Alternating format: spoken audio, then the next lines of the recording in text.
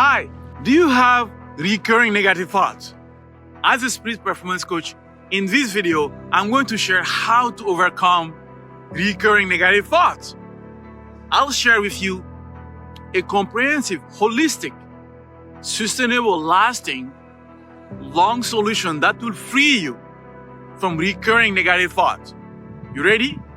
Let's jump in. I am Coach Saul. Welcome to our Performance Edge Wisdom, where spirit drives performance. So in today's topic, we're going to address how to overcome recurring negative thoughts. First of all, I'll share with you the 3 to 4 pillars of cognitive performance, which will give you a strong basis and a strong understanding and foundation moving forward. Second, I'll show you the best practices in high performance psychology that you will be able to use immediately whenever you find yourself with recurring negative thoughts. And third, I'll give you the next level of understanding that the quantum leap teaches from an applied spirit level, so you can be on your way to overcoming recurring negative thoughts. Let's jump in. When you have recurring negative thoughts, the first thing you need to assess, since it's always recurring, is your cognitive performance. We start with the basis of your physiology and your physical well-being. And I want to emphasize this part because people confuse the brain with the mind. The mind doesn't exist. And if you ask any licensed therapist, they will confirm that the mind is not a scientific concept. And it's pseudoscience. And I don't have a whole time to explain to you here, but the mind, body, spirit, as we know it today, was first coined with René Descartes, the French philosopher in late 1600, the French mathematician philosopher. So it's important to not confuse the brain with the mind. Yet a lot of literature talk about the mind, reprogramming your mind and doing all these things. So why I want to bring this to your attention, it's because no matter how smart you are, no matter how strong-willed you are, or how good intention you are, if your physiology is not sound, it will be hard for you to have a robust cognitive performance. So first, if you are constantly having recurring negative thoughts, it might mean that your nervous system is constantly functioning in a gear of fight, flight, or freeze. What do I mean? Because the autonomic nervous system is one of the major neural pathways activated by stress. Let's quickly review what is the autonomic nervous system, because it is part of your overall nervous system that controls the automatic function of that you need to survive with. These processes that you don't think about and that your brain manages while you are awake or you're asleep. So your autonomic nervous system breaks down into three divisions in its own. There is the first one, the SNS, the sympathetic nervous system. These systems activate your body processes that help you in times of need, especially in time of stress or danger. And this system is responsible for your flight or fight. And you got what? The parasympathetic nervous system does the opposite of your sympathetic nervous system, meaning the parasympathetic nervous system is responsible for the rest and digest process. And third nervous system, that is the entering nervous system, which manages how your body digests food. So those 3 systems are part of your autonomic nervous system.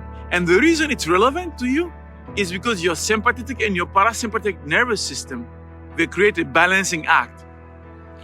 How? Your sympathetic nervous system activates your body processes, and your parasympathetic nervous system deactivates and lowers them. So that balance is key for your body well-balanced and ongoing survival. So in such a way, the autonomic nervous system is one of the major neural pathways activated by stress.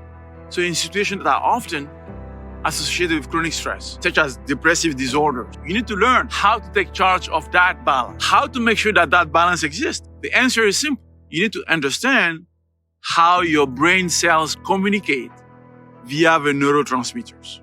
And here I don't have a whole time, but for more details, I talk about that in my weekly blog in mid-December 2023, where I talk about the ketamine. And I talk about how the way the neural transmitter works and how drugs interfere with the way the neuron sends, receive, and process. So the way the neuron sends and process signals affect your thoughts and your emotions and what is your reference when you make decisions. So particularly I talk about that are called happy hormones. How do you generate them? The first one, we talk about dopamine, right? It's also called the reward feel-good hormone, right? Which is basically the sensation, the reward system. And to generate the dopamine, you need exercise. You need to, laugh and eat, in terms of nutrition, almonds, and, probiotics, listening to music. All those will help develop the dopamine, right? And then the next one is a serotonin. It's a mood stabilizer we talked about.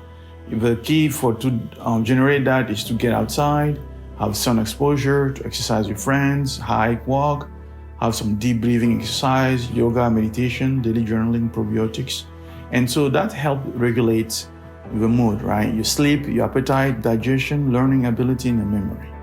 And then you got the oxytocin, which is basically the love hormone, which is really, really generated when you have physical affection, right? Promote trust and empathy, and help with when you talk with friends, family, you connect, social gathering, massages, and sharing food and bonding. So those are great ways to kind of generate oxytocin. And then the fourth one is basically the endorphins, or they're also called the pain reliever.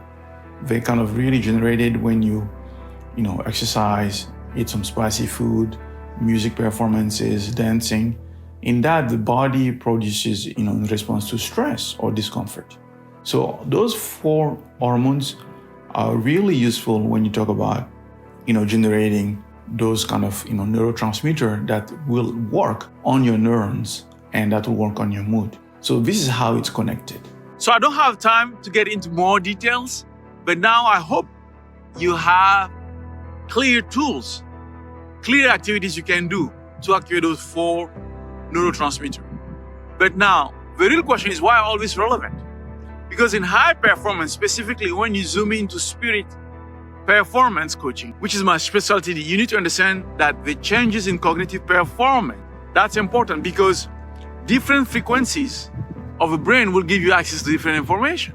And so if you think about the distinctive type of brainwave, there are delta wave frequencies, which range from 0 to 4 hertz, mostly which are during your sleep. Your body is healing and your cells are restoring.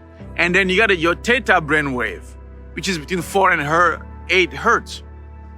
It's early stage of drowsiness, daydreaming, sleepy, right? Then you got alpha wave, which is anywhere from 8 hertz to 13 hertz, where it's a state of relaxed wakefulness, decrease in fixation and visual stimulation. And then you got a beta wave. It's a beta wave state of alertness, daily activities. And there are kind of 3 different levels in beta. There's low beta, which range from 12 to 15 hertz to when you are thinking. And you got the beta waves, which is between 15 and 22. It's activity of focus, right? And then you got a high beta, which runs anywhere from 22 to 38 when you're excited or when you experience something new or complex thought.